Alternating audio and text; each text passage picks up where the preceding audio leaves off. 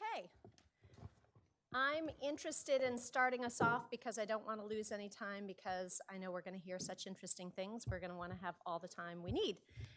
So good afternoon.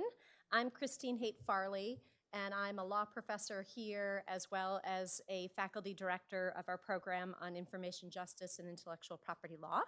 And I'm delighted to welcome you here today on behalf of the law school and the School of Communications to our program on ICANN and the new gTLDs. So I'm delighted that you're here.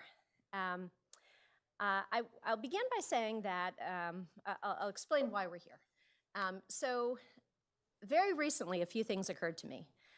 The first is that people who are very knowledgeable about IP law or tech policy or even both somehow, and we can maybe talk a little bit in this discussion about why this is, but somehow aren't always closely following these developments. And so I think that's interesting because these developments are so very interesting and relate so closely to the things that these experts pay attention to. It also occurred to me that many of the movers and shakers in this area are right here in DC. And finally, it occurred to me that I can just have a conference on a topic I like whenever I like. So I decided, combining those three ideas, let's get together and do this. So I want to begin by thanking everybody who indulged me on fairly short notice to make this happen. First of all, that includes our wonderful speakers. I'm glad that you're here. I know that you're busy, and I'm glad that you can devote the time. And although many of the experts are here in DC, some of our speakers had to travel from California and other places, and one is still traveling from Canada and will be here with us very shortly, I hope. I want to thank my colleagues. I'm really glad for the partnership with the School of Communications. And I want to thank the staff who, in the end, actually made this happen. So that was really wonderful. And I want to thank you for showing up. I can see that this is a very knowledgeable audience, so we're definitely going to leave time for questions so that we can hear from members of the audience. So I have two objectives this afternoon. The first is I want to demonstrate that people who do not agree on all topics can have a very productive discussion. And what the audience may not know, but which every speaker on this program knows, is that I've identified people who sit at all different points on the spectrum in terms of their viewpoint on these topics, so I think that will make for a really interesting conversation. And we hope it will be a conversation. The second objective is, of course, to demonstrate for the world, and hello, internet audience, to demonstrate for the world that this really is a space that you should watch. I mean, if you just think about it, ICANN has recently developed all of this, or not developed, has made available all of this new real estate in a new jurisdiction with new policies in which there will be new issues that have never been dealt with before. So who could turn away from that, really? And so I'm grateful to all of you who will make these things possible. Now some really important information. Bathrooms are out the door and to the left. And turn off your ringers, please. But don't turn off your cell phones. You should be live tweeting this event. And how about the hashtag #AUNewGTLDs? Just saying. Okay, so now on to our first panel, which conveniently I'm moderating. So the first panel will focus on new rights protection mechanisms that were developed especially for trademark owners in these new gTLDs. And the very short background, but we'll get into it more, is that ICANN has developed some new mechanisms that were specifically designed to appease trademark owners who are quite concerned about new gTLDs. And there are a number of them, and we don't have enough time to talk about all of them. So for instance, one of the new mechanisms is the Uniform Rapid Suspension System, otherwise known as URS, which is a quicker and cheaper dispute resolution procedure. There were pre-delegation and post-delegation dispute procedures. And in addition, there were some private protections that have been offered in these new gTLDs. And just to give us one example, the registry Donuts has developed a blocking mechanism that allows trademark owners to, for a fee, block their trademarks across all of Donut's 240 top-level domains. We, in this panel, are going to focus on one mechanism and some of the services that come along with that mechanism, which is the Trademark Clearinghouse, otherwise known as the TMCH. And so you've already heard me mention two acronyms. This is a community who speaks in their own special language, which involves reducing every single phrase to an acronym that can be reduced. So it makes it a little bit hard to follow along.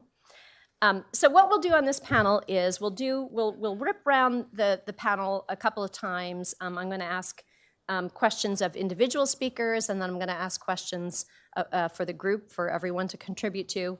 And I'm going to be sure to leave at least 15 minutes for the end to hear from the rest of you. So get your questions ready. Okay. The other thing I wanted to say is I hope that you picked up at the registration table a document which gives the biographies of all the speakers. I'm delighted by the speakers who have been willing to participate in this event. We have an ICANN founder, we have an ICANN vice president, we have 2 ICANN board members, we have renowned academics, we have fearsome NGO advocates, and we have lawyers and industry leaders who are working in the front lines in this space every day. And the people that we've assembled here to speak today are really the people who are, even as we speak, shaping these policy areas. So it's really a great benefit to us that we get to hear from them.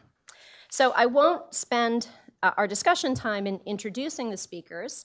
And just as I ask each of you to speak, I'll just say a few words about who you are. So I'm going to begin at the very end with Mary Wong, who is Vice President for Strategic Community Operations, Planning, and Engagement at ICANN. And Mary, the question I would like you to address is, what is the TCMH? The TMCH, sorry. And if you could say something about who administers it, how it works, what it does, that would be great. And I'm going to fix this screen while you get started. Sure, and thank you, Christine. Hi, everybody, and hello, Internet audience. I'm Mary Wong, and I currently work for ICANN, the Internet Corporation for Assigned Names and Numbers, but it's a pleasure to be here because before that, I was an IP law professor, and I see a lot of familiar names, friends, and faces in the room, so this is really exciting for me, in case you can't tell. But in my role here today, and I think Christine has given us just a few minutes to cover essentially 10 years of internet history at ICANN. So I thought that what I should do is probably just focus on a few points that may be familiar to a number of people in the audience here who participate at ICANN or who have been to an ICANN meeting, but may not be as familiar to those of you who may have read about ICANN or followed along now and then, which I think makes a lot of what we're doing at ICANN for policy making really interesting and unique. But I will start with answering Christine's question on what is the Trademark Clearinghouse.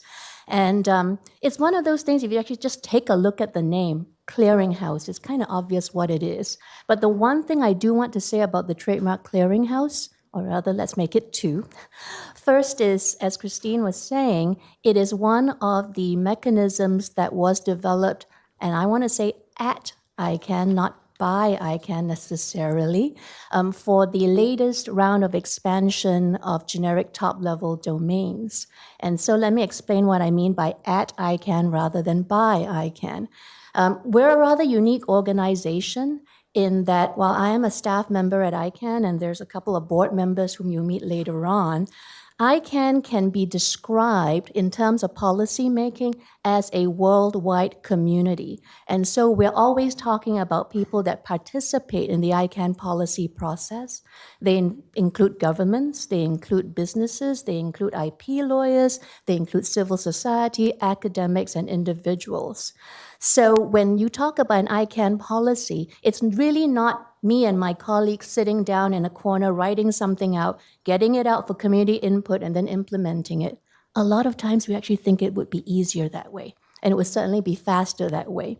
But the reason why I think this background is important is that all ICANN policies, and certainly the mechanisms that we're talking about today, were developed and agreed upon by a wide variety of interests that talked about it and included subject matter experts and came up with the system that we know today as the whole slew of rights protection mechanisms for trademark owners. So that's point number one that I think is really, really important to remember. And I'll try and end by talking about why that's really important for a different reason. But the second point I wanted to make, and again answering the question, Trademark Clearinghouse as a clearinghouse, strictly speaking, is not a rights protection mechanism as such. You'll hear from others on the panel about the Sunrise registrations, as well as the Trademark Claims Notification Service. Those are rights protection mechanisms. I'll leave them to explain what they do, but they exist in the sense that the Trademark Clearinghouse is the repository that supports those rights protection mechanisms, in that trademark owners would submit marks into the Trademark Clearinghouse.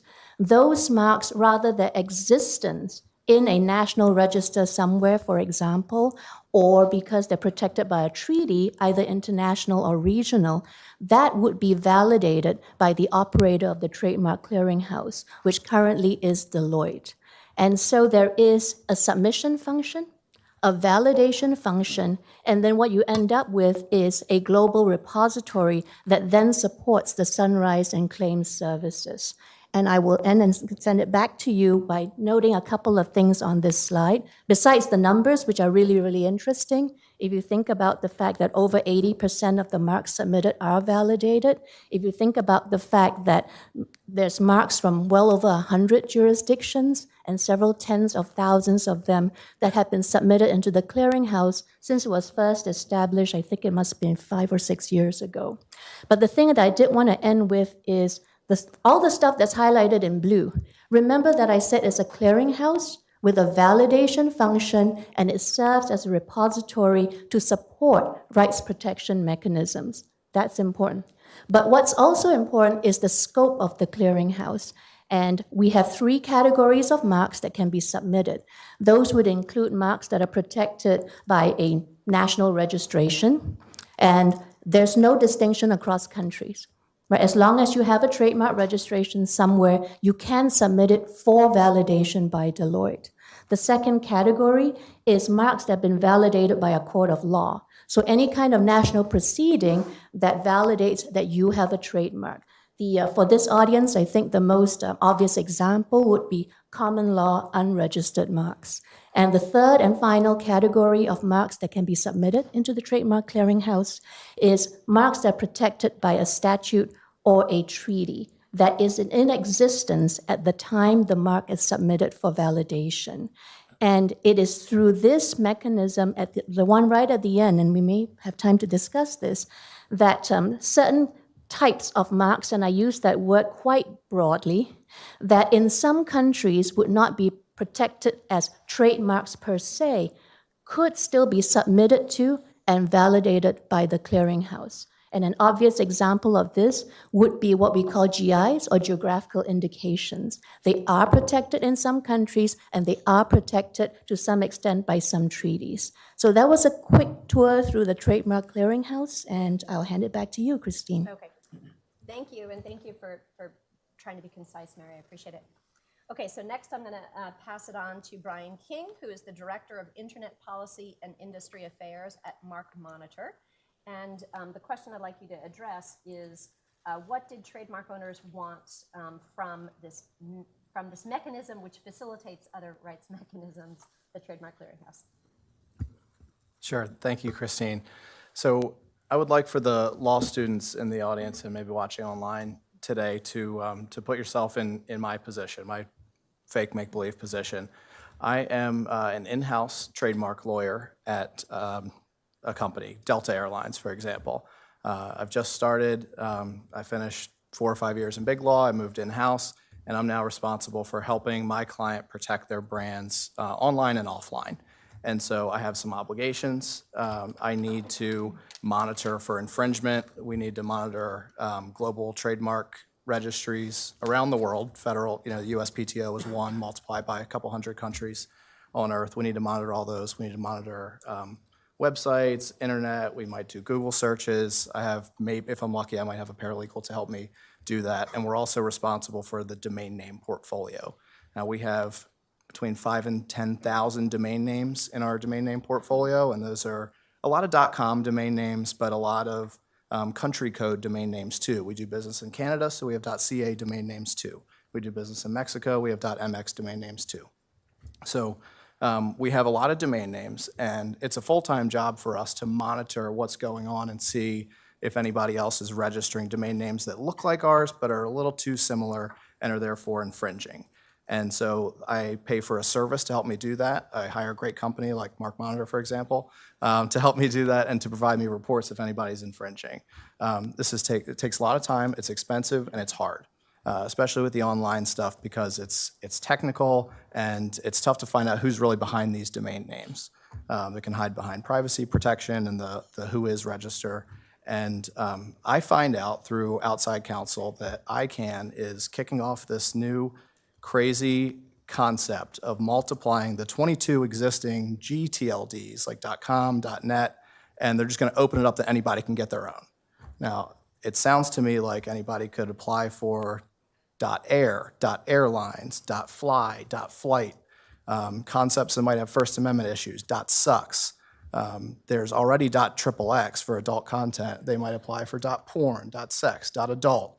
Concepts that we don't want our brand associated with, but we nevertheless need to protect our brand in. So we may need to register domain names just to prevent other people from having those domain names in these new TLDs. So I'm scared. I don't have a lot of budget. I don't want to ask for more budget because there's so many unknowns still.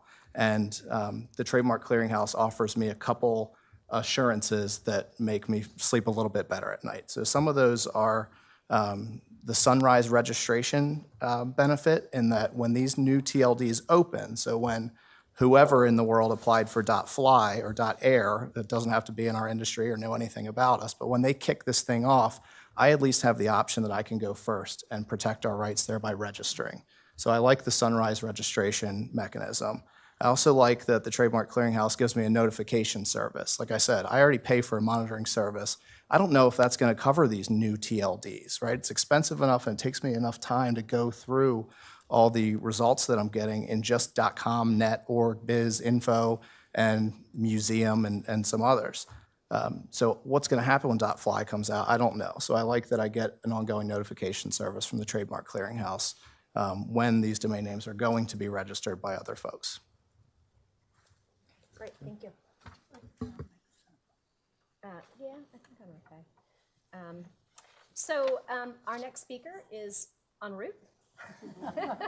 Poor thing. So we hope that he'll come and be a part of our discussion. But in the meantime, I've asked Kathy Kleiman, who is currently a fellow at Princeton and here at American University at the School of Communications. Thank you, Kathy, for stepping in and to tell us about something that Brian just mentioned, which is the sunrise period. If you could explain what it is and how it works.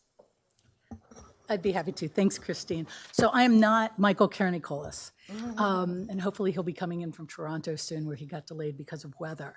I am, however, co-chair of the working group that's developing the policy on this. So I'll spend a second on that, which is the Review of All Rights Protection Mechanisms Policy Development Process Working Group. And you can call it the RPM PDP WG if you're an ICANN insider. I'd like Phil Corwin to wave. Phil Corwin from VeriSign is in the audience. He is our co-chair, along with Brian Beckham, who's in Geneva right now, I assume, because he's with the World Intellectual Property Organization.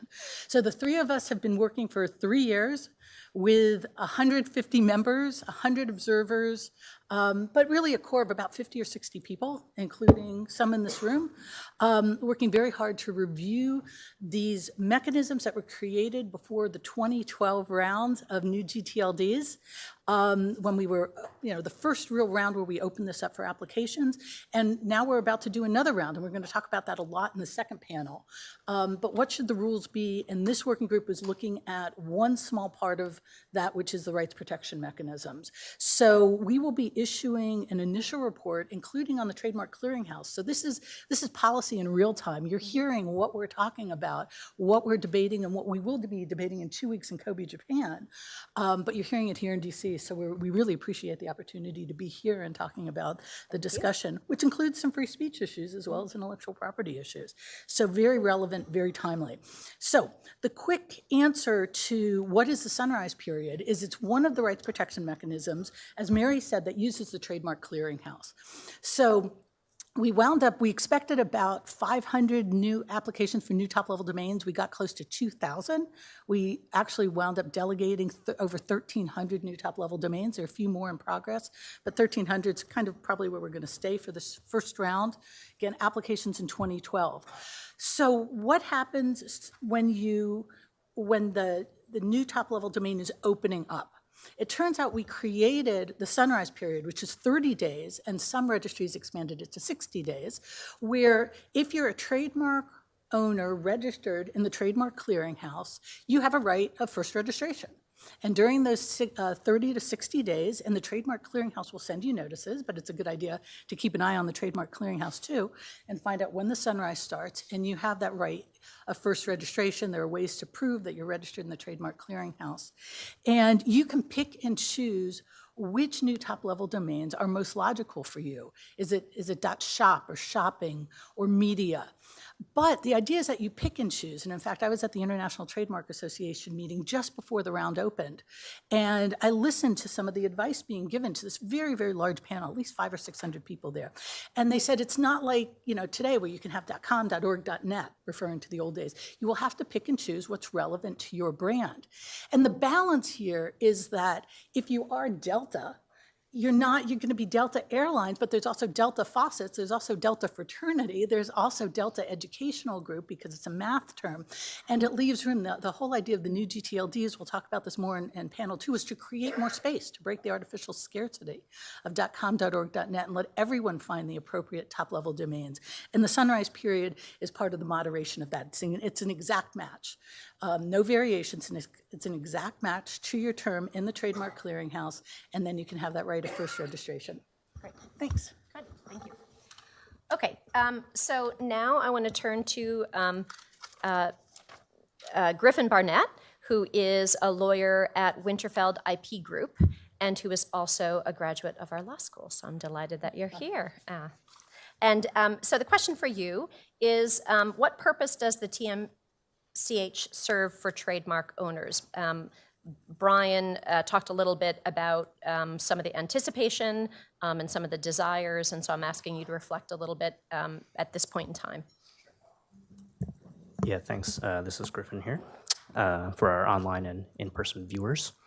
So yeah, I mean, it's a good question. Brian touched on a number of things that I think are important, but I want to go maybe a little bit higher level than what Brian mentioned, because I think it's always important to keep in mind from sort of a brand owner perspective, and more generally, that these mechanisms, yes, they're intended to facilitate trademark protection, but again, it's always important to keep in mind the function of trademarks, which is to protect consumers, protect internet users, et cetera, from the results of infringement, cyber squatting, fraud, and other things like that. So I think that's important to keep in mind in terms of sort of what's the importance not only to brand owners but to the internet user community generally. So I'll start by saying that. And then in terms of sort of the actual kind of benefits to the brand community, I mean, I think, operationally, I think the Trademark Clearinghouse has generally worked well. Obviously Mary touched on the sort of validation process that takes place. There were some early issues with the interface and things like that. But I think over the course of the number of years that the Trademark Clearinghouse has been operating now, a lot of those have been ironed out at sort of the operational level in terms of working with Deloitte, who's actually implemented the Trademark Clearinghouse, to make sure that the validation process is going well and that they're liaising as appropriate with people who are brand owners trying to record their marks in the clearinghouse. I remember some of the earlier days of when the clearinghouse first launched, and we were working with our clients to record marks in the clearinghouse. There were issues where we would get responses back from agents of Deloitte being like, this is invalid, and it would leave very little additional detail as to what the actual issue was. But they've gotten a lot better in terms of having educational resources and FAQs and things of that nature to actually help the customers of the TMCH brand, the brand owner community, kind of work through that process. So that's one thing that I would mention in terms of, there were some implementation kind of operational type issues, but a lot of those have kind of been worked out in the intervening years since it first launched. And again, the underlying purpose of all this is, to facilitate kind of the self-policing, self-enforcement task, as Brian kind of touched on, that brand owners have under our system of law, right? It's the obligation of the trademark owner to protect and enforce their rights against unauthorized third-party uses, and these mechanisms are intended to help facilitate that, again, in the context of this massive DNS expansion that took place. And again, ultimately, again, to facilitate the underlying consumer protection purpose of, if I have a Sunrise registration for my brand, then it can't go to a third party that might use it for a phishing scheme, et cetera, et cetera. And similarly, one thing that I did want to mention that I don't think Brian touched on was there are two aspects to the trademark claim service. One is a notice to the brand owner who's recorded the mark in the clearinghouse if a domain name matching that mark is registered by a third party.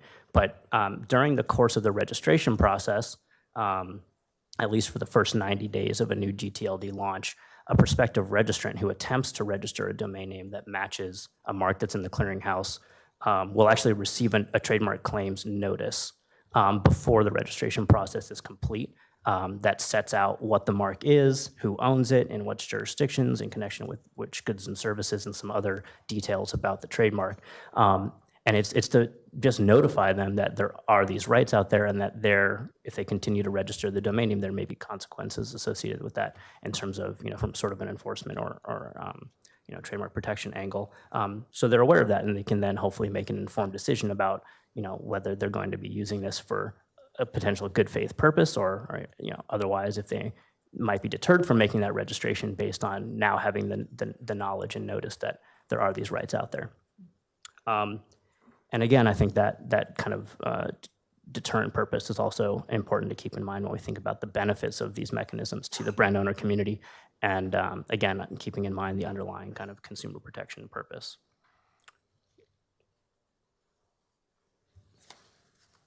Yeah, I think I'll stop there for now. And I guess I'm so used to calling on Griffin that I forgot to go to Rebecca next. So Rebecca, you're going to tell us about just what Griffin was talking about, which is the trademark claims period. But before I get to that, I just wanted to ask maybe Brian and Griffin and even Mary a question. So Mary has here on the slide the number of trademark records submitted. And I wondered if you could, if you have any views about that number. Is that the number you would have expected to see at this point in time? Is that, what do you make of that? And do you have any information about who is represented in that number? Where are these registrations coming from? We're hearing a lot about lots of Chinese trademark registrations in the United States. Are these Chinese trademark registrations? Are these US? Are they major corporations?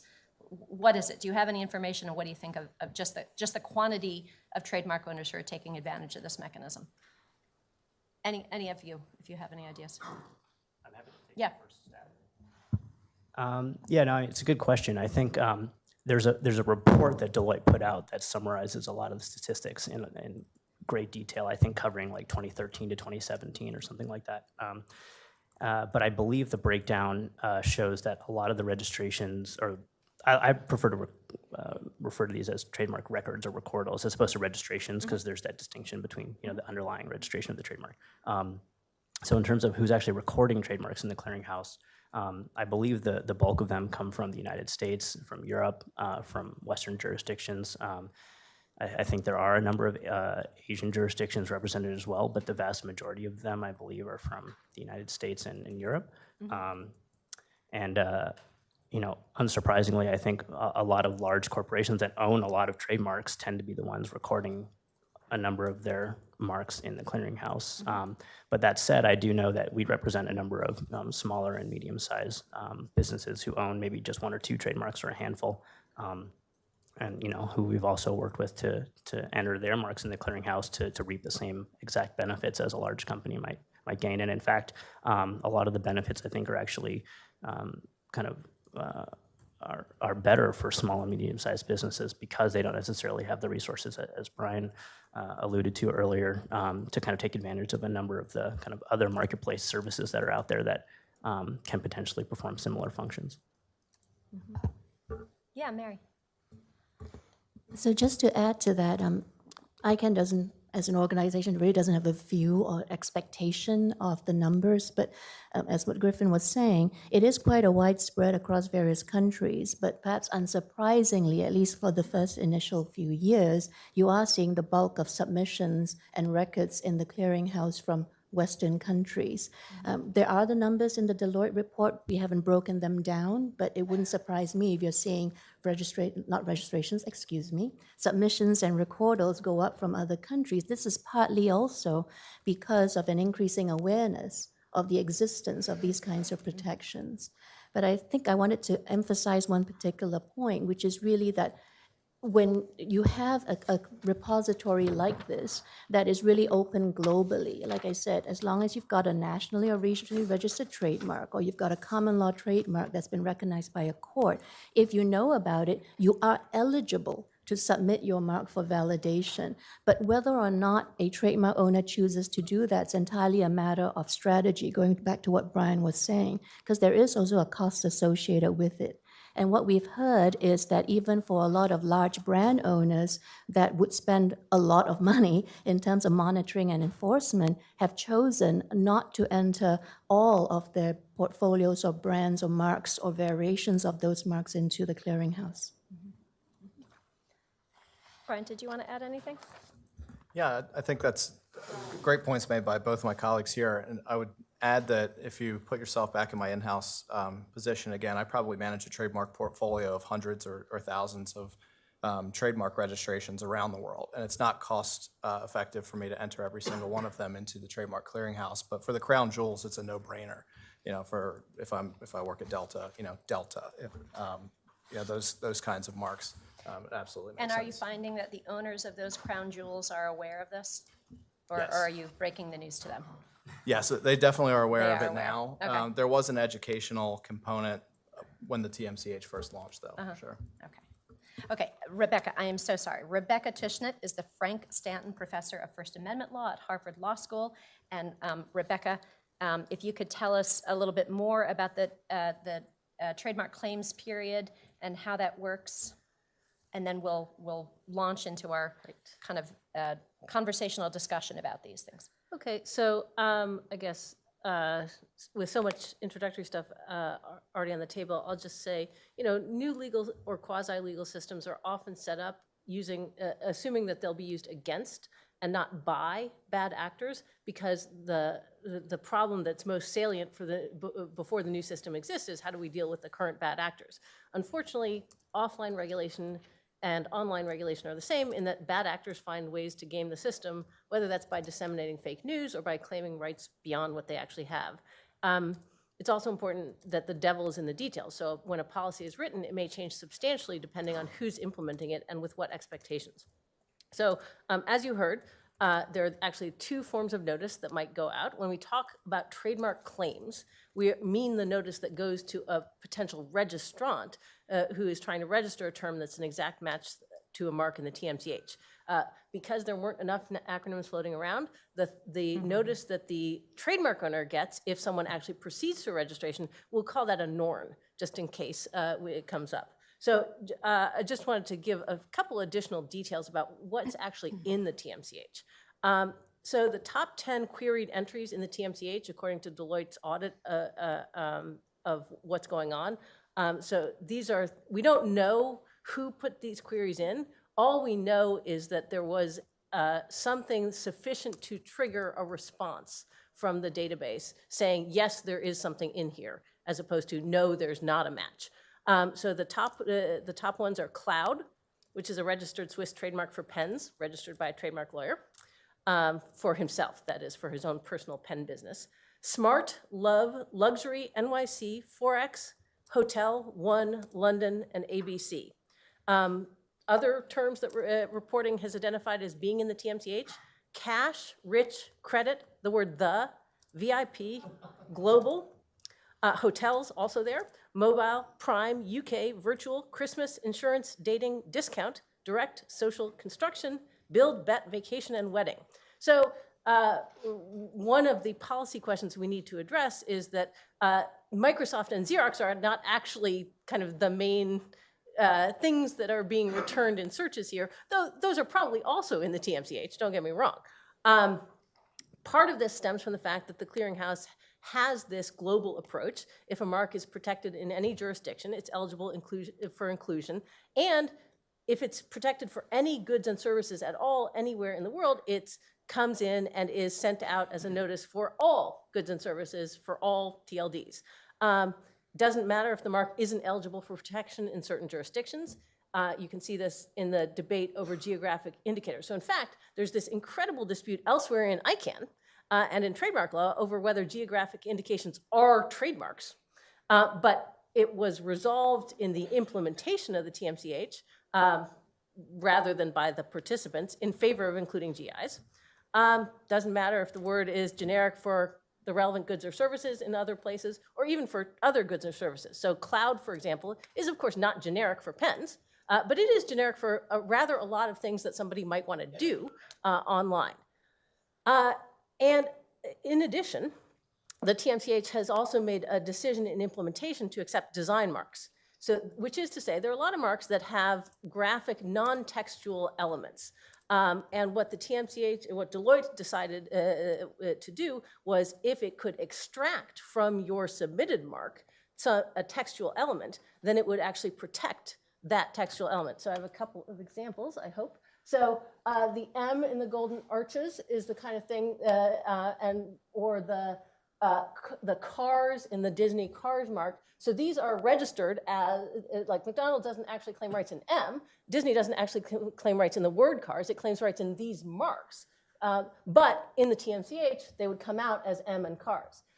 Just a couple of other examples of marks that you can see.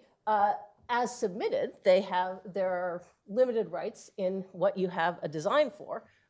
But the TMCH practice has been to accept these all and give people rights in the text as text. So a kind of really salient example actually is the American Physical Society has a journal called Physics, and they actually were able to get physics in the TMCH, even though the registration in the US is for the logo, like they had to disclaim the word physics. And in the EU doesn't have a formal disclaimer practice, but they still only register the logo. It's a figurative registration. But the TMCH extracts the word physics, and now in the TMCH, they have the word physics. So that's kind of my introductory part. I have some thoughts about what follows from that. Okay, so I have a ton of questions already based on what everybody has said. And I guess, so I was careful to note your language, Rebecca.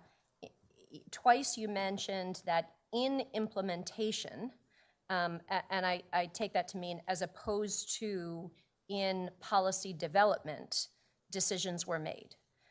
Is that right? Yeah, so Mary, this will be a question for you. So what I heard Rebecca to say was that in implementation, GIs and design marks were allowed, and am I hearing that this was diverging from the policy development that happened in the process that you were briefly describing? Sorry, I thought Rebecca might have more to say. So I put my hand up to say two things, I guess. One is that one of the most fascinating aspects of my job is looking at how a policy is written, and how it's written goes through what we call the multi-stakeholder consultation process. And sometimes it's a little bit like treaty negotiations. What comes out at the end could be something that you know what it's talking about, but is fairly general in scope. And that's what happened in this case. This is my second point, in that the original policy recommendations that ultimately for the trademark protections translated into what we're talking about here today was really, really general. And I don't remember the words offhand, but it was basically something like, you shall protect the legal rights of others. So in terms of the implementation, it's important to remember then that everything we're talking about today, the trademark clearinghouse, the sunrise registration period, the two types of claims notices were developed as minimum protections during implementation of that very general policy recommendation. And I know there's a few people in this room who I sat down with during that implementation, looking at you, Jeff Newman, that had to translate that into something that was specific and that was workable. And then you had to design the trademark clearinghouse with all the technical specifications, appoint a validator who then developed the guidelines that Rebecca referred to. So all this is kind of a long-winded way of saying also in that when you come back to what Kathy was saying, that right now there is a policy working group within the ICANN community that's looking at all of this and is going to be developing, hopefully, policy recommendations that are clear, that are implementable, and that where things have gone too far in the past, rein them back in. Where things should have gone a little bit further, we can extend that protection after a few years of the new gTLD program. Then we get back to how do you translate that new policy into implementable measures. But everything we're talking about here today was developed through implementation of a very generally written policy.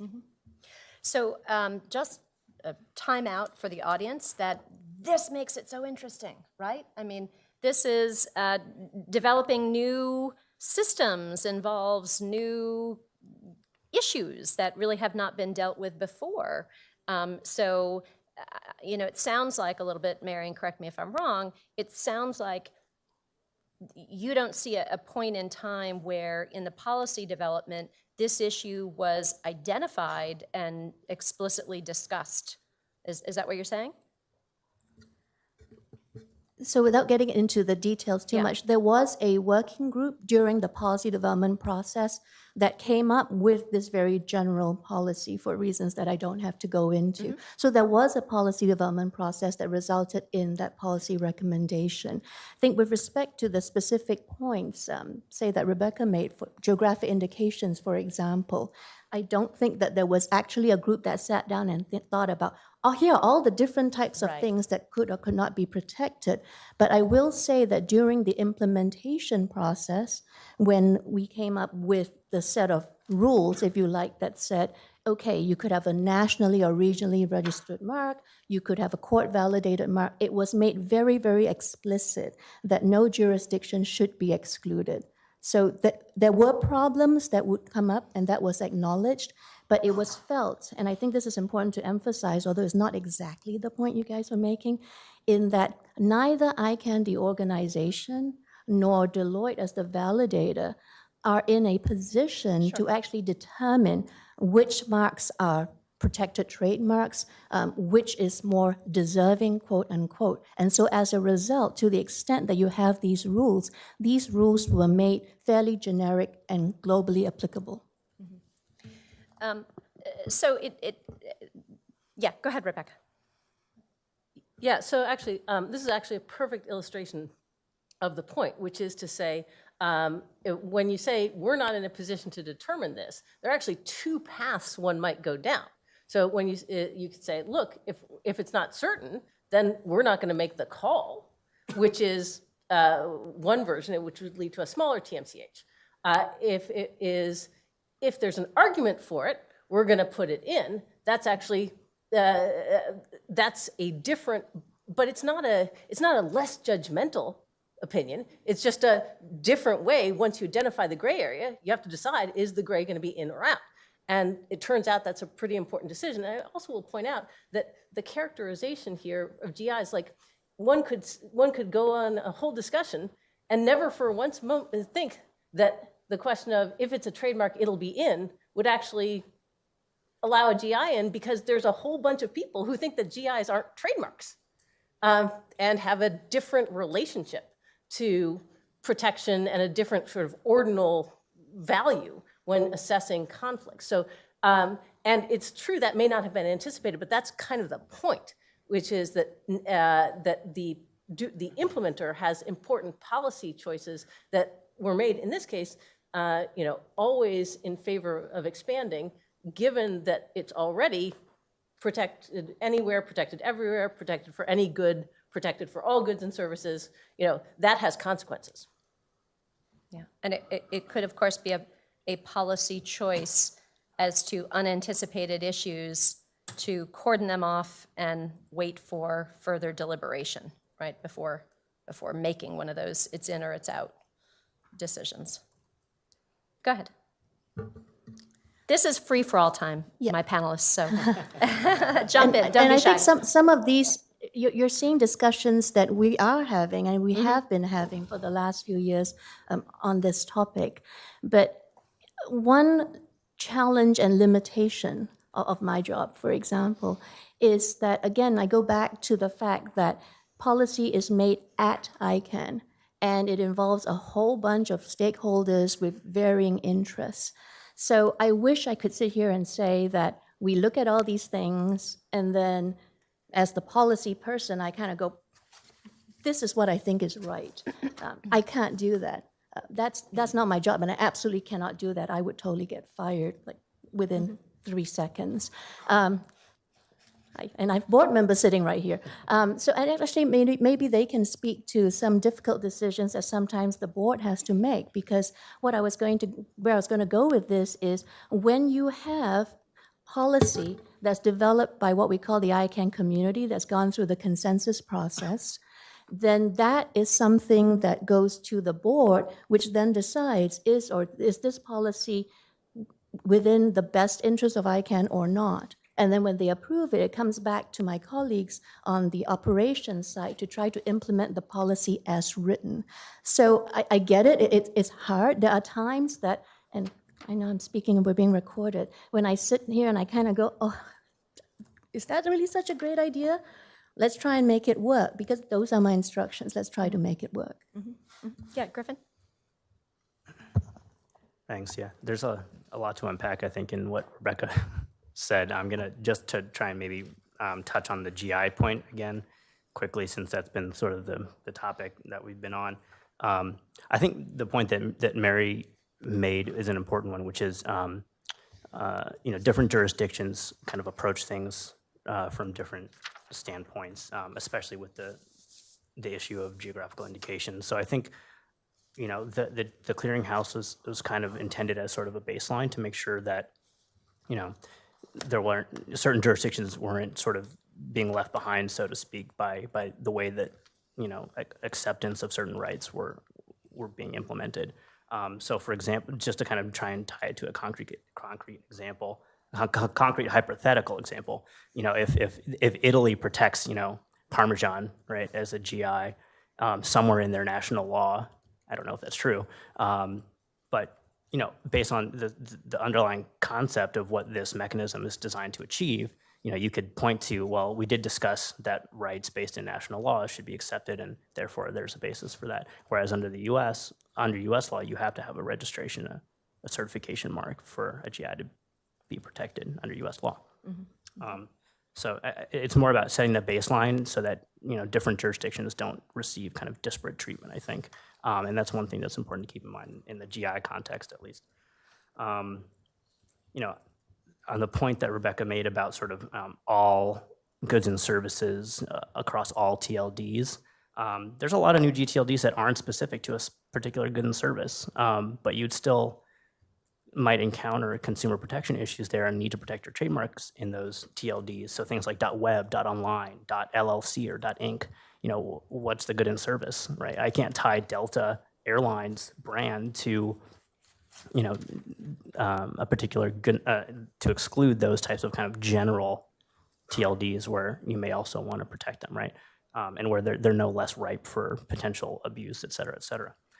So that's, one important thing to keep in mind, I think, in terms of sort of the TLD or goods and service scope. And then on the point of design marks, I know there's been discussion about, whether it's proper to, if a mark, and I see we have some nice examples here still on the slide of where there's a textual element that's contained with a design or a logo or stylization, et cetera. Again, I think going back to sort of the policy rationale for why this was why this took sort of perhaps a more expansive approach is, again, it's all going back to the underlying point, which is to protect consumers against confusingly similar uses of a mark in the DNS. And yes, you might have cars with a logo that's actually protected, but if somebody goes and registers cars whatever, and then starts using it, in bad faith to target the cars, brand of films, again, I think it's appropriate to have that mark in the clearinghouse to both for sunrise registration purposes potentially, but also the claims notice purpose, which again is to advise prospective registrants that these rights exist, and then it's up to them to make an informed decision as to whether to proceed with the registration, and then to inform the brand owner that this domain name has been registered if the prospective registrant then completes the process. So. Okay, I know other panelists want to speak. I also want to speak, but go ahead. Kathy. Okay. So if Michael were here, he would say, but Kathy, I read the rules. And that's what I have here. I read the rules that were created in the consensus policy by ICANN, the Special Trademark Issues Review Team recommendations that were adopted. It was an expedited process because it had to go quickly, but it was a group, every stakeholder in ICANN, as well as some of the advisory committees, had put groups on it, had put representatives on this, and it met for a very intense 6 to 8 weeks to finish up the Trademark Clearinghouse based on many recommendations that had come in. And if Michael were here, he'd say, but wait a second, these were the rules adopted unanimously by the GNSO Council that is responsible for creating the policy for generic names generally. And then it was adopted unanimously by the board. And let me tell you 2 things that it says and 1 thing that it meant. So it says the name of the rights protection mechanism should be the Trademark Clearinghouse. The original proposal had been IP Clearinghouse. Should be the Trademark Clearinghouse to signify that only trademarks are to be included in the database. Okay, so where's some of this other stuff coming from? That's what it was adopted as policy. It also says the Trademark Clearinghouse should be required to include nationally or multinationally registered text marks trademarks from all jurisdictions, and then adds a parentheses to make sure people understand the trademarks to be included in the Trademark Clearinghouse are text marks because, quote, design marks provide protection for letters and words only within the context of their design or logo, and the STI, the group that created this, was under a mandate not to expand existing trademark rights. So in ICANN, we've been creating policy for 20 years. We know how to write clear policy. And people who are on this committee, which by the way included me, did know how to write policy. We've been doing it for a long time, and we tried to be as clear as possible. Could we get everything clear? No.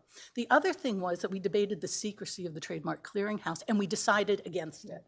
The reason why was that most trademarks, at least in the jurisdictions we knew, are public for a very good reason. As Griffin has said, you want to notify the world that you're protecting your customers, that you have a brand that you want to differentiate. So we thought once you put those marks in the Trademark Clearinghouse, yes, let the world, let the innovators, let the world research what's there, what people claim, and then they can decide whether, it lets them do their research in the nationally registered marks as well as in the Trademark Clearinghouse. So what happens? In implementation, and as a technologist, I don't understand this because this isn't what implementation is. And as a regulatory attorney, I don't understand this because this isn't what implementation is.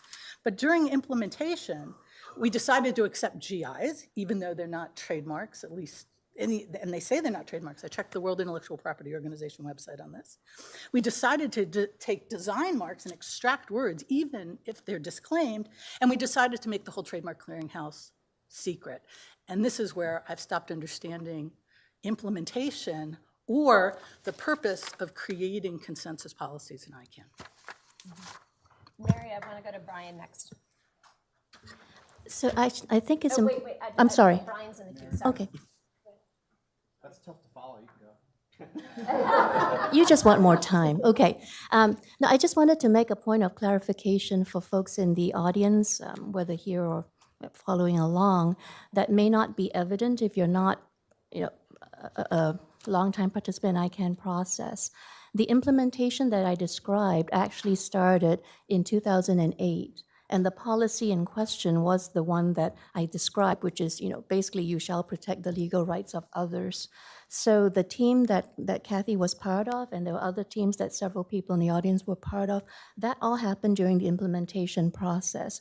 But the point that I want to make in all of this is that the implementation took probably 4 to 5 years, and there were various discussions, including what Kathy mentioned. But coming back to the consensus building process, the stakeholders involved, at each step of the way, all the various proposals were put out to get input from interested stakeholders and the community. So where we ended up, something that we call the applicant guidebook that guided the round when it opened. And it reflects basically a consolidated history of the 5 years of implementation stemming from that very broad policy from 2007, which is thou shalt protect the legal rights of others. I'm not saying we got it right or wrong, but that really was the process, and that's what happened, and here we are. Brian? Sure, thank you. My point is much less detailed than either of those. I'm curious to know, because when I was in the seats of many law school attendees here, I might not have known. Does anybody know why we, being the ICANN community, protect trademarks from any jurisdiction on the planet and not just U.S. trademarks? I mean, ICANN is a California public benefit corporation. Does everybody know why we accept trademarks from any jurisdiction? No one country's law rules the internet. And so it's important for this community to allow trademark registrations and to protect rights holders under the trademark laws of all jurisdictions. And that was the policy decision way back when. I thought that was helpful background for folks. Yeah, Griffin and then Rebecca. Thanks. I just had two other quick points going to comments that Kathy and Rebecca had actually made previously. The first one is the idea of expanding rights or giving people rights that they don't have. And I think we as legitimate brand owners definitely don't want people having rights that they don't have. But I think, again, going back to the point that I made earlier about kind of the rationale for some of the decisions that were taken as to what to include and what to allow into the trademark clearinghouse, again,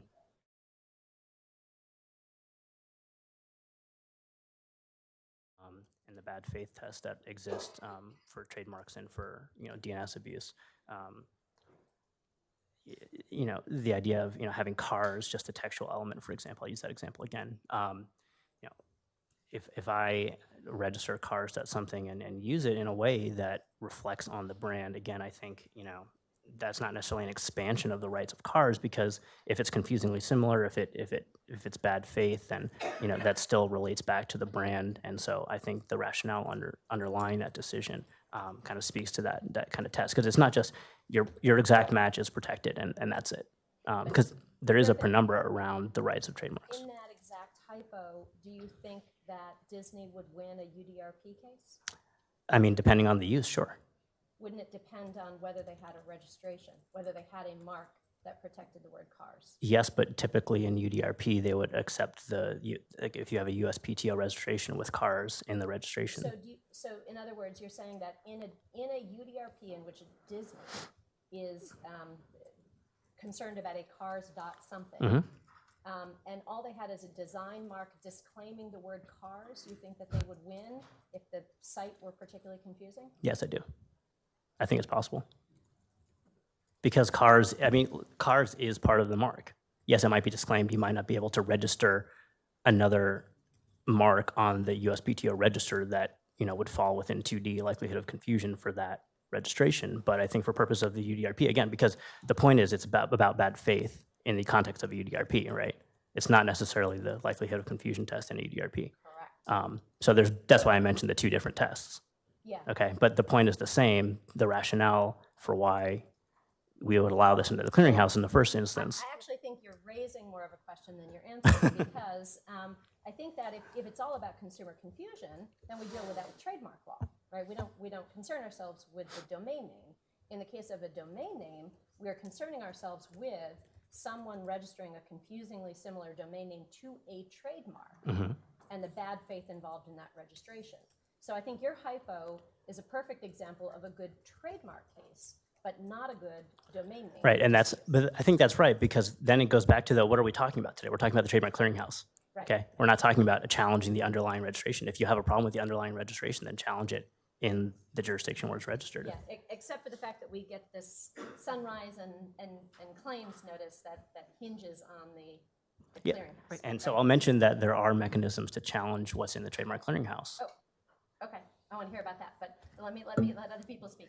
Right. So actually, this discussion is a great way of highlighting just how far away from trademark we have gotten. So letting everything into the TMCH is a wonderful way to get much, much further from the consumer protection basis of trademark. So every axis on which you decide to allow more in makes it less likely that you are targeting things that are confusing or harmful to consumers. So cars is a great example because so once you have the TMCH, you've and Sunrise, which allows people to preempt. So if you're Delta, you get to register delta.cars, right? If you have Sunrise rights.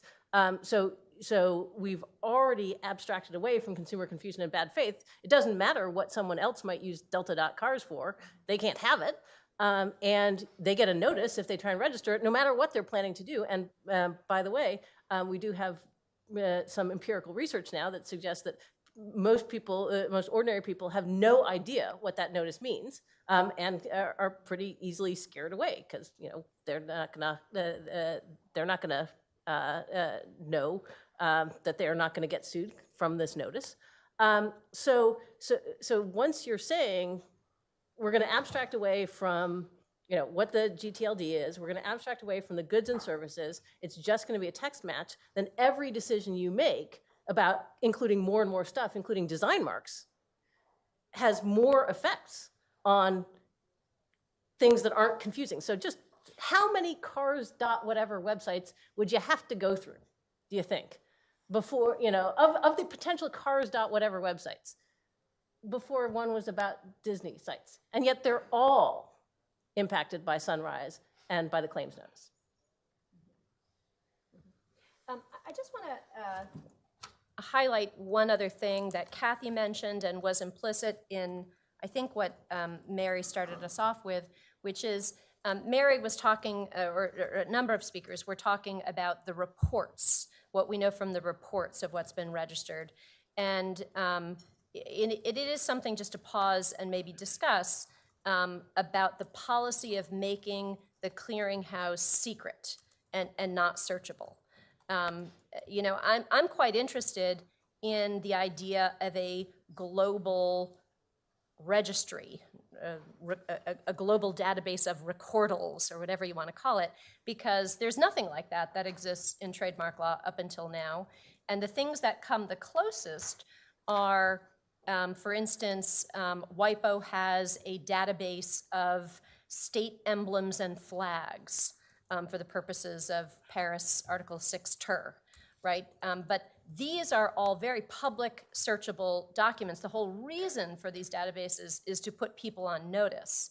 So it's a curiosity to me as to why this particular database is not searchable, which would be a very easy way to put people on notice if the concern is not to have people registering someone's trademark in new gTLDs. Thank you. That's a great question, and I think we probably all have a lot of views on whether the database should be searchable or not. To your point about putting people on notice, I would I made a note earlier, and I'm glad that we got to get back to this, that encouragingly to brand owners, having my trademark registered in the Trademark Clearinghouse does put potential new domain name owners who might cyber squat, from my perspective, on my brand in a new TLD. It does put that potential registrant on notice that they may or probably are infringing on my brand if they proceed with that trademark registration. And that's good news for me. I want that person to be on notice. I want to be able to use that notice as evidence in my trademark case or my UDRP case or my URS case. So that's a good thing for brand owners. And I probably haven't seen the most up-to-date data that Rebecca was mentioning, but I was encouraged when I saw the first data come out about how often potential cyber squatters or would-be registrants, depending on your perspective, back out of that registration process once they're put on notice that they may be infringing on my rights by registering that domain name, by proceeding through. So the first data I think that came out on that looked like about a 90% bounce rate. And I don't know how many of those folks would have not finished up their cart action anyway. Do you have a clarification? Well, actually, I'll wait, but yes. Okay, good. So I don't know what the most accurate up-to-date data is, but I'm encouraged that folks are presented with that notice and then don't go ahead and, from my perspective, infringe my brand or potentially infringe my brand by continuing with that that domain name registration. And then I think the conversation about trademark law versus the Trademark Clearinghouse and domain name policy is a really important one. And there's a question that I think often surfaces about if trademark law is a better avenue or better perspective to look at these issues. And I probably, if someone infringes my rights on a domain name, if it's in a relevant top-level domain or uses a site that does have infringing content, trademark law may give me the clearest avenue to cry foul and to assert my rights. But from the brand owner's perspective, it's really impractical to march to federal court every time somebody infringes my rights on a domain name. Again, remember, if I'm Delta in-house counsel, I have a portfolio of domain names that my corporation needs that's 5,000 or 10,000 domain names at least. And I can't go to federal court every time somebody with $10 goes to their favorite registrar and wants to infringe my rights on another domain name, another domain name, another domain name. That's an impractical result. So while trademark law might give me a better avenue, if you just look, if you have a law school problem and you look at the exam in the real world, the TMCH gives me a benefit that I don't have, and that's the expediency of the result. Rebecca, you, and then Mary? Yeah, so this is actually Griffin. kind of an evidentiary thing. So it turns out we have really poor evidence about abandonment rates, like really poor. And so it, for strategic reasons, it was actually trademark owners' representatives who were saying that 90% bounce rate meant nothing. Because it might reflect a bunch of automated inquiries, which might be true. Like I actually, our evidence on this is really, really bad. But just to be clear, that 90% abandonment rate was for people or automated programs that were looking at cloud, hotel, One, London. The idea that they were turning back because they were cyber squatters is not prima facie not credible. Because it would be extremely hard to be a cyber squatter on cloud dot whatever. I mean, it's possible. There's a couple of valid cloud marks out there, but very, very hard. Not really where I'm putting my money. Now, we were not able to survey actual cyber squatters. I mean, it is true. It's a limitation of the data. So we don't really know anything about people who actually want to make fake sites. They don't answer our questionnaires, sadly. And so we are completely in the realm of speculation about the effects this has on people who actually plan to, try and get your Delta login information. My sense is that merely getting a notice is probably not the thing that's going to deter them. But, it's possible that better data from actual cyber squatters could, show that not to be true. What we have are surveys of people who identify as ordinary registrants. And they basically, their responses to interpreting the notice were basically no better than chance in terms of what it meant for them. So, you know, I don't think, I'm not sure you could say the game is worth the candle at this point. Certainly, I think we need to be very careful when we talk about deterrence. Thank you. Mary and then Griffin, yeah. So I was going And to we're try and coming up inject. close to our question from Exactly. audience, so let's be brief. To try and warm the audience up, I was going to try and inject a note of relative positivity here. If there's one thing that everyone who's participating in the current review process can agree on, is that before we do this again, we need a lot more data. And we need a lot more good data. That's actually, I think, the one recommendation everybody can agree on. Yay. So before going on to Q&A, just to go back to how I started my remarks, in that the Trademark Clearinghouse supports the two specific rights protection mechanisms, which are sunrise and claims.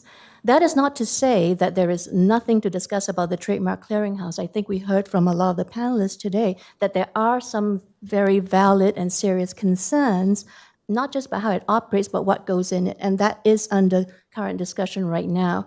There is an opportunity that in the next iteration of whatever the policy is, it could get much more specific than thou shalt protect the legal rights of others. And then we spend 5 years trying to figure out what that means, which is where we ended up in this particular round. But then I think it's also important as you go into this to try and unpack the two different rights protection mechanisms themselves. And from what we've heard from a lot of community members, there's concerns that are different about the sunrise registration versus the claims notice. I think Rebecca and Kathy have talked a little bit about the claims notice and this concern that there's a bit of a chilling effect because someone gets a notice, they don't know what it means, and they could stop a registration even though they're not cyber squatting. That is the concern that's been raised. With the sunrise, the concern is somewhat different, although obviously it has impacts, in that sunrise doesn't give you a substantive legal right. Right? It doesn't say, now you therefore have this extra right, but what it does give you is a priority registration. So in the kind of non-real estate that is internet domain names, that is very, very valuable.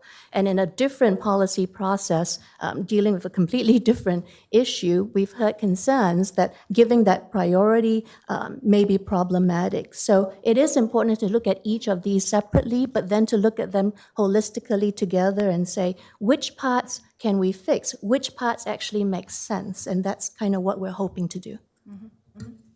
Griffin? Yeah, thanks. I want to agree with things that Rebecca and Kathy said about the issue of gaming, where somebody has a registration in some random jurisdiction around the world, and through that registration gets access to the clearinghouse and the support mechanism. Legitimate brand owners don't want that either, right? We want a clean trademark clearinghouse, just like we want a clean, register on the PTO register, et cetera, for that, when legitimate rights owners do come in, there's not a conflict with somebody or, et cetera, all the problems that can be created through that. So I do want to just point that out. As I think I mentioned very briefly earlier, there is a mechanism as part of the Trademark Clearinghouse system that allows challenges to records in the clearinghouse. And there are a few different varieties for that. So one is a mechanism for challenging a decision by the clearinghouse to not allow something into the clearinghouse, right? If you're for the trademark owner, for example, who was denied. But there is a mechanism for a third party to challenge something in the clearinghouse. Which they will only find out about if they get a claims notice. Potentially, yes, or a sunrise registration, perhaps, that they become aware of. But again, if you're in good faith attempting to go register something that you want to use in good faith for a legitimate purpose, and you run up against a sunrise registration or against you receive a claims notice for that issue, then there is a mechanism that you can work through the clearinghouse notice to try and get that deactivated from the clearinghouse, essentially, right? I take your point. Like there might already be damage done, so to speak, if somebody has already acted upon that verified record to get a sunrise registration or something. But also important to keep in mind that that registration itself can also be challenged if it is illegitimate for some reason. And then No, not for illegitimate for some reason. You would have to find it violated somebody else's rights. So, there are terms and conditions of registration that apply under registration agreements with registrars. But in any case, and then this goes back to the point about the confidentiality of the clearinghouse database. I know there's conflicting views as to whether and why that should be more transparent or not. I think the idea of keeping it confidential is important because it goes back to something Brian King said earlier, which was, trademark owners make strategic decisions about what they might put in a clearinghouse. If you have a multitude of different marks, you might only choose the quote-unquote crown jewels, right? And that reflects kind of strategic information by the brand owner. And we don't want to provide a roadmap to what gaps might exist in a brand owner's portfolio for potential bad actors who might, again, abuse an open database, right? So there are concerns. I understand that, there may need to be additional ways of finding out what might be in there for purposes of legitimate registrations. But again, if you get a claims notice when you try to register something, then that's one way that you would find out. There are issues around that. I get that. But there are a multitude of reasons why that's maybe not necessarily the only way to go. Yeah, I'm not sure. I'm not persuaded by that. It seems to me that we could say the same about a company's registration practices in different countries, what they're registering. People are monitoring that for these, strategic secrets all the time. It seems to me that it wouldn't take much for me to file a bunch of second-level domain names in these gTLDs just to get that information, in fact, and I would do that. And, what you've both already said is that these different trademark owners act differently. So what one doesn't really bear on a unanimous, come on over, Michael's here, yay. You're just in time to answer questions from the audience, Michael. Anyway. I just want to remark on the last couple of comments about gaming the system, which I actually think is invited, totally invited, in the sense that you mean gaming the system. So there are two strategies to get a trademark in the clearinghouse. One is to go to the jurisdiction that is the easiest to get a trademark from, both cheap, fast, and will accept anything. And the other is to do something along these lines to try to get a GI registered, to try to get words that were disclaimed in a figurative mark registered. And, I don't know why people wouldn't just game. I mean, you can still get that way from gaming the system. I think that might be preferable. Because I'm a little bit concerned about the precedent that's set for letting in all these different things, such as, words disclaimed, specifically disclaimed, and GIs. So I attended a panel discussion at the last INTA, which was fascinating. Mary, I think you were there. You were on the panel. Talking about the protection of GIs in new gTLDs. And there were representatives for very valuable GIs who were bragging about gaming the system, exactly that. They were saying, and they said very clearly, we don't think GIs are trademarks. That's anathema. But all you have to do is go get a trademark in the GI, and then you can protect yourself in this domain name system. So they were kind of advertising that possibility. So, audience, to you, please come down to the microphones, and I think you might have to turn on the button to turn it on. And if you would not mind telling us who you are, and then we'd love to hear your question, and Michael is going to answer all of the questions. I think. Is that working? Yes. Yeah, hi. Phil Corwin. I'm Policy Counsel at VeriSign. I'm one of the co-chairs of the RPM Review Working Group. I just had 3 factual statements I wanted to make, and if anybody on the panel wants to react, that's fine. They're not questions.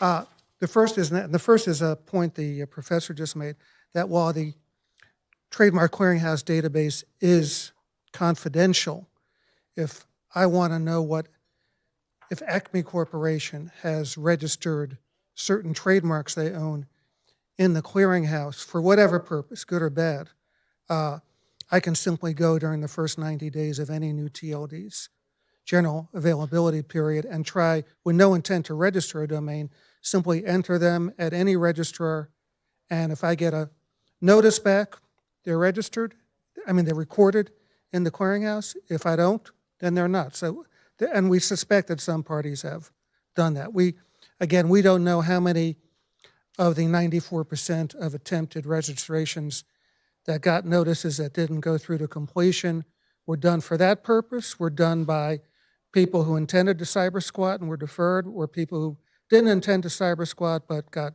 spooked. We just don't know. The data doesn't tell us that. A statement was made that domain names can't be trademarked. That's no longer true. Several weeks ago in the Fourth Circuit, which covers Virginia, which is the home to several major registries, the Fourth Circuit Court of Appeals ruled that Booking.com had demonstrated acquired distinctiveness and the domain could be registered as a trademark. I wouldn't be surprised to see that case go to the Supreme Court because of the split in the circuits. And if it's affirmed, if it goes there, or even if it's not, given that it's the Fourth Circuit, which covers Virginia, it's going to have implications for the domain name system going forward, which our working group may have to grapple with at some point. We're delighted to have another issue to look at. And finally, one thing I want to point out about the consensus policy process to create policy, and particularly to review existing policy like this, which is policy but not consensus policy yet, but it may be. That's a question before the working group. To get that through ICANN, you've heard a lot of diverse opinions on this panel. For a working group to report something to GNSO Council with any hope of having Council adopted it, it has to have consensus support, which means unanimous support or near unanimous. Strong support, like 80%, and we don't vote in these working groups, like 80% support but 20% dissenting, not good enough. Council's not going to pass that on to the board. The board's going to be gun shy, and then we also have that the Governmental Advisory Committee can play a role by putting in contrary objections to the board against a council recommended policy. So the working group is just the first step in a very difficult process to get things changed, which is why at the end of the day, as I said early on in this working group, the reality is, given that high bar, any changes we recommend by consensus will probably be incremental and not radical. Thank you very much. Why don't, in the interest of time, why don't we hear all the questions and then we'll let the panelists respond. If you could just. Can I just say, so just in case it wasn't clear, consensus policy means would apply to all the gTLDs, right? So that's actually the key implication for those of you who aren't completely familiar with this, as why would you be? The question is whether TMCH claims notice and things like that will be extended to .com, just so you know. To legacy gTLDs, yeah. Friends, I'm at the Internet Governance Lab, also a scholar at PIGIP here. So my question is primarily for Brian. So I've heard you speak about a brand, and I must admit, I'm confused. I teach IP, I teach about trademark, copyright, patent, design. I don't know what a brand is. Maybe it's something in the Homesteading Act that my legal education didn't cover, but I'm concerned this brand thing seems to cover things like, well, if I am Delta and I don't want sex.delta, then I have some kind of legal interest, and I'm not sure there is a legally cognizable harm there for Delta. If so, I'm not sure why ICANN should care or facilitate preventing that kind of speech. There is a legally cognizable harm in preventing some kinds of speech, like, for example, if someone's able to prevent sex.Mormon, we've got a First Amendment issue. So why speak of brands, and what legally cognizable harm is there for sex.delta? Okay. Thank you for the question, but we're gonna, if you just note it, and we're gonna take all of them because I'm. Hi, my name is Ashwita. I'm also at the Internet Governance Lab and a PhD student at the School of Communication. My question is to Mr. Barnett. Earlier when you were speaking about gaming the system, etc., you were talking about how brands could register themselves in a random organization or in like a illegitimate country or something like that. What exactly did you mean by you could register a trademark in an illegitimate country? Like, what's an illegitimate country or organization, something like that? Susan Anthony, United States Patent and Trademark Office. I would like to thank the panel for an excellent panel. Thank you. Thank you for being here. The subject, of course, as several people can read on my knitted brow, is geographical indications, and that category 2 of marks protected by statute or treaty. I believe way back when people thought about marks protected by statute or treaty, they were thinking Olympics, they were thinking Red Cross. They were not thinking geographical indications. And I've had my head handed to me on a platter before in ever putting the word GIs and the word trademarks in the same sentence. I have been informed by many others who are steeped in this work that geographical indications are not marks. Please do not refer to them as marks. You will offend the Europeans, you will offend WIPO, and I don't want to be offensive. So, I did want to point out, though, that not all geographical indications are registered certification marks in the United States. As a matter of fact, the Trademark Trial and Appeal Board has found that cognac is an unregistered certification mark. So I didn't want to give people the impression that, or the misimpression that in the United States registration is required to have trademark rights. So you may well ask, what is your question, Susan? As you can see, this is a very burning issue for the USPTO. We have previously spoken about it publicly at ICANN, and we are very concerned that when it says marks, when it says Trademark Clearinghouse, we are talking about marks and not geographical indications. Does this issue remain on the table within the rights protection mechanisms, PDP-WG? Great, thank you. Please. Hi, I'm Judith Hellestein with Hellestein Associates and also a Navallo member. So my question is, so how does GDR impact the rights protection mechanisms? Because we're revamping through another expedited PDP, the who-is mechanisms and what information is stored and how does that impact upon what we're talking about now in the rights protection and the trade thing when as you explained, some of the information they rely on is getting from these vendors when the domains may not have agreed on what is out there or what can be saved or what's not scrubbed from the who-is system that they're contacting. So that was my question. Thank you. Wonderful questions. Panelists, we're due to have a break. This audience would like to have a cup of coffee. So be brief in your response to these excellent questions. And can we begin with Michael, since poor guy came all the way from Toronto and just arrived. So anything you would like to say in response, Michael? Sure, thanks so much for that. And apologies for being late. Our major airlines were conspiring to keep me from this event. It was not Delta. It was not Delta. Just in response to some of those remarks that we heard just now, yes, in terms of the transparency of the database, it is possible to go through and manually input particular terms to see if they're registered in there. That is indeed how some of the abuse, which hopefully was mentioned, like terms like Christmas and pizza being protected in there, that's how that was uncovered by savvy journalists. As the practicality of using that as an oversight and monitoring mechanism is simply not there, though.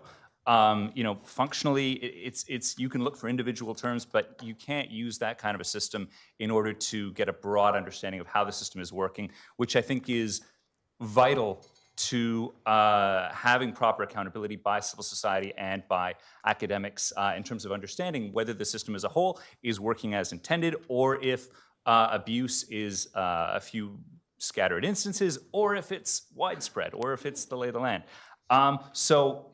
The transparency issue is very important. I'm sure it was discussed earlier, but I do think that while the ability to go through it individually can provide a little bit of an illumination, it's not an actual solution to the problem. In terms of the incumbency, I also want to pick up on what Phil mentioned regarding the fact that if there is not consensus to change the policy, the status quo tends to prevail. And the necessity of getting this consensus in order to implement changes, that's particularly problematic when you get a situation as we have here, where the implementation is drifting from the rules as originally designed. And that's specifically the case when it comes to accepting design marks into the TMCH. That's something that is completely turning the original rules on their head. So when you have a system like that, where Deloitte is moving from the original system to a completely different one, and one which facilitates all manner of abuses. Music as a trademark for music, Apple as a trademark for fruits. It leads to, I think, really important conceptual challenges in terms of that model of decision-making. Because obviously, if you're on the side that's beneficial, that benefits from that, you're going to oppose anything that weakens that consensus, even though, or that status quo, even though it's not the status quo that actually flowed from the consensus that was arrived at. And I also just want to say briefly that when we talk about transparency, when we talk about accountability, I think that this is all important as a matter of trademark law, but I also think that this fundamentally leads to very challenging questions about ICANN and its position in the internet governance landscape. Transparency and public accountability is fundamental to what ICANN does. And if you don't believe me, look at any press release, any annual report that they put out there. Transparency, transparency, transparency. I was the rapporteur for the transparency subgroup. I'm now on the ATRT review team for accountability and transparency. Transparency is everywhere in ICANN's communications. And it's fundamental to what the organization presents itself as, and it should be fundamental, because without that level of public accountability, it is very difficult to justify ICANN's role as stewarding this critical global public resource. So fundamentally, I think this goes beyond just the question of trademark enforcement and speaks to broader questions where the fact that you have this database that impacts a lot of people's rights and plays this critical function at ICANN, and the transparency for it isn't there, I think that's a fundamental challenge to ICANN's role in the internet governance space. And similarly, when we talk about advancing, so I think that this is a fundamental challenge. And the other thing that I would add, which again, I apologize if this was mentioned previously, but I also find it troubling if ICANN is being used as an institution to advance a model of trademark enforcement which goes vastly beyond the protections that would be offered by any particular governmental system. It's a maximalist approach where if you can get any level of trademark protection in any jurisdiction, you get the maximum level globally. That's fundamentally problematic. And if ICANN is being used as a vehicle to advance these new understandings of intellectual property rights, that also is, I think, very troubling in terms of ICANN's role in the ecosystem. Thank you.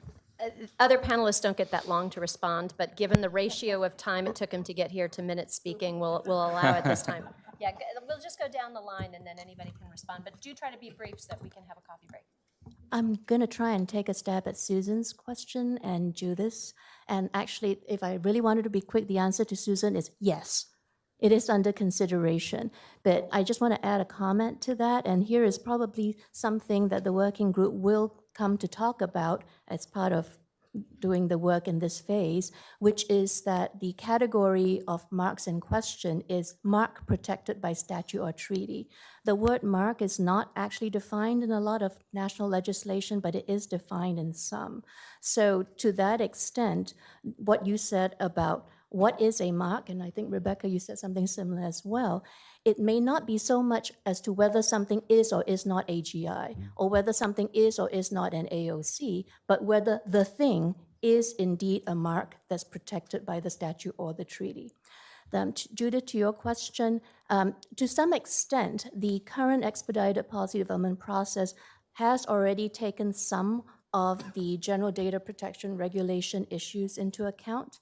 And this is particularly for filings of the complaints under the Uniform Dispute Resolution Policy and the Uniform Rapid Suspension System that Christine mentioned a while ago. And that actually is in the temporary policy that the board adopted, and that's going to run until it's either expires or gets supplanted by a new consensus policy. To the extent that we're talking now about the Trademark Clearinghouse, and to the extent that the current terms and conditions don't cover some of the obligations with respect to collection, display, and processing of information, yes, then I would expect that that will need to be addressed as well. Thank you. So first, I'll just quickly respond to the question that was directed to me. I don't think I used the word illegitimate for different jurisdictions in terms of trademark registration. Hopefully I didn't. But what I think the concept was intended to refer to was that there are differing examination standards in different jurisdictions, right?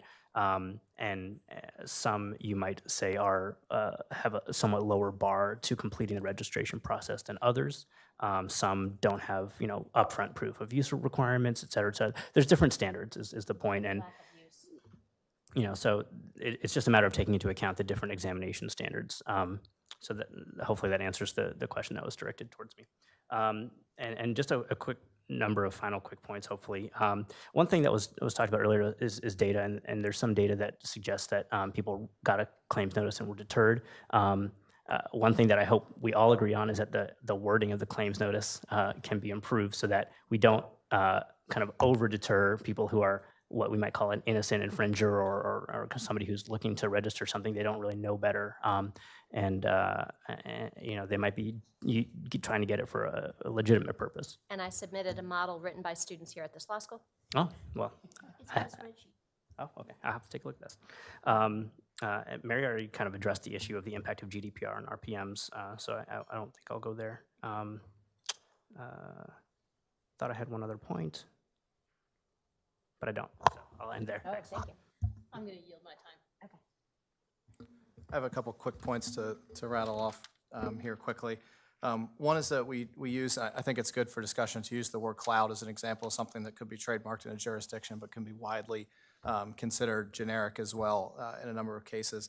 I think you have to be careful when you have that discussion, though, because I want to say that one of the most valuable trademarks in the world is Apple, and that's also generic. It's a piece of fruit too. So I think we need to think about how hard it is to make the policy determinations that we need to make when those kinds of situations exist. So that's one point.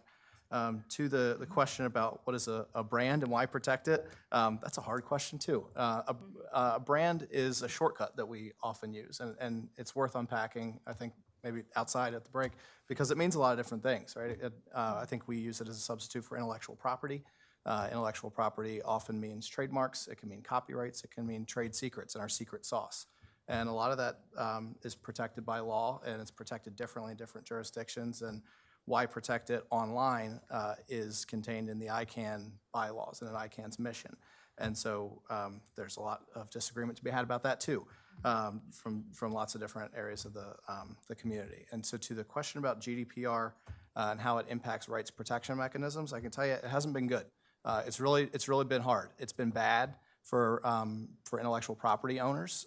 It was hard enough, I think, to track down who the counterfeit producers were, you name it, the bad actors online. It was hard enough already, and now the fact that a European law that impacts personal data has been applied to non-European contexts and data around legal entities and not individuals has been hard, and it's made our jobs a lot harder. And there's a lot of data out there. It's not reliable for law enforcement or for brand owners. Access to who owns a domain name is not a reliable concept anymore. So on May 25th last year, that all changed, and that's a big problem for us. And we're working hard through the EPDP to address it.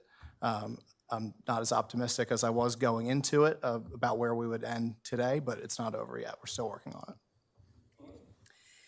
And very quickly, since it looks like I get the last word, so I have a question for you. Didn't I do a good job channeling Michael? And I'll just add as we go in that it's very different, that one of the things we really need to understand is what's the baseline? What were the rules that were adopted? Because once the baseline moves, once geographical indications are inserted, then how do you reset? Resetting is really, really hard, even if there's a review process going on. So where the balance tends to take place in ICANN, the best balance, the balance between intellectual property rights and the public interest is when those rules are negotiated originally. And if they change during implementation, it's very hard to reset. Okay, 90 minutes. Objective one was to have disagreement that led to a productive conversation, check. And second was to demonstrate that this is totally fascinating, check, check. So you've earned a break. Please join me in thanking this amazing group of speakers who did such a great job. There should be coffee outside, and then we'll come back in here in 10 minutes.